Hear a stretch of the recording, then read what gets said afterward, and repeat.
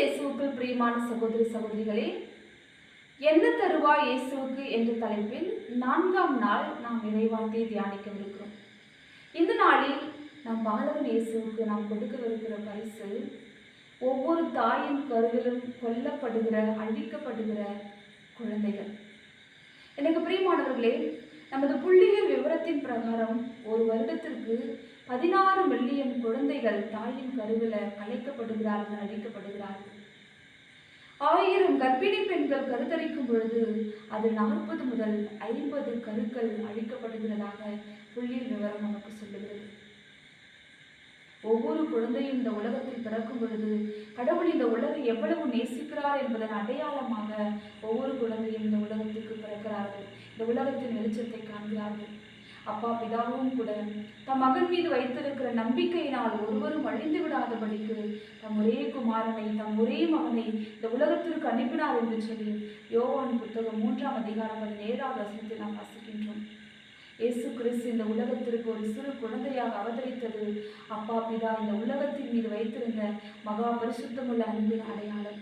அவனுக்கு பிரியமானவர்களே, ஒவ்வொரு குழந்தையும் இந்த உலகத்தின் வெளிச்சத்தை காண்பது ஆண்டவர் இந்த உலகத்தை இன்னும் நேசிக்கிறார் என்பதன் அடையாளம்தான்.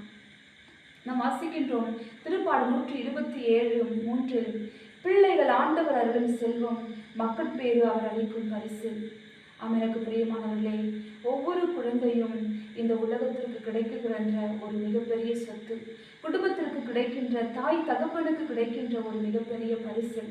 ஆனால் இன்று அநேக தாய் தந்தையர்கள், அநேக தம்பதியர்கள் இந்த உண்மையை மறந்து போயிருக்கிறார்கள். தவறான உறவுகளினாலும் இந்த உலகத்திற்குரிய வாழ்க்கையினாலும் தவறாக பிறக்கிற குழந்தைகள் இன்று தாயின் கருவிலே அழிக்கப்படுகிறார்கள். இன்றைய நாளில் இப்பேற்பட்ட குழந்தைகளை, தாய் தகப்பன்களை, இந்த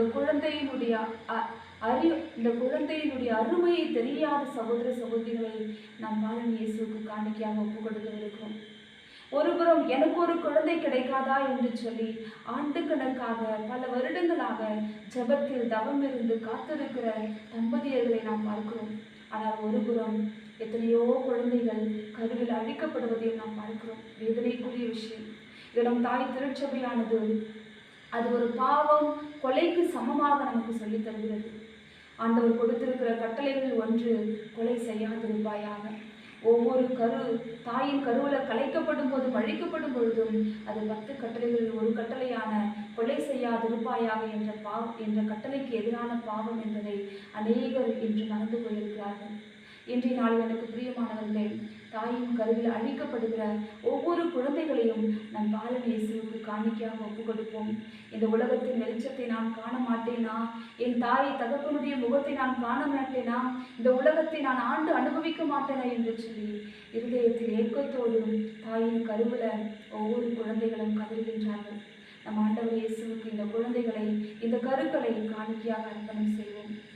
பெற்றோர்கள் தாம் செய்வது தவறு, கொலைக்கு சமம் என்பதை உணர்ந்து ஆண்டவரிடம் மன்னிப்பு கேட்டு இனிமேல் இந்த கருவில் அழிக்கப்படுகிற குழந்தைகள் ஒவ்வொரு நாளும் பாதுகாக்கப்பட அர்ப்பணம் செய்து ஒப்பு கொடுத்து செல்லிப்போம். கண்களை மூடி செல்லிப்போமா? எங்களை அளவுக்கு அதிகமாக நேசிக்கணும் அன்பு தெய்வமே, உங்களுடைய அன்பின் வெளிப்பாடாய் இதோ நீ சர்வ வல்லமையுள்ள தெய்வமாய் இருந்த பொழுதும் கூட எங்களுக்காக ஒரு சிறு குழந்தை வடிவில் இதோ அந்த மனுக்குலத்திற்கு வந்தீர்.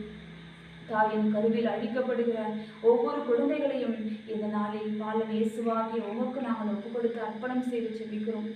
தாய் தகப்பனுடைய இருதயத்தில் நீர் பேசி தான் செய்வது தவறு என்பதை உணர்ந்து, குழந்தை செல்வம் நீர் அவர்களுக்கு கொடுக்கும் பரிசில் நீர் அவர்களுக்கு கொடும் மகாபெரிய கொடை என்பதை உணர்ந்து அந்த குழந்தைகளை இந்த உலகத்தின் வெளிச்சத்தை காணும்படிக்கு அவர்கள் இந்த குழந்தைகளை பெற்றெடுத்து வளர்த்து சமுதாயத்தை, திருச்சபையை கட்டி எழுப்ப தேவையான ஞானத்தையும் உங்களுடைய வல்லமையும் தந்திருப்படி ஒப்பு கொடுத்து செபிக்கிறோம்.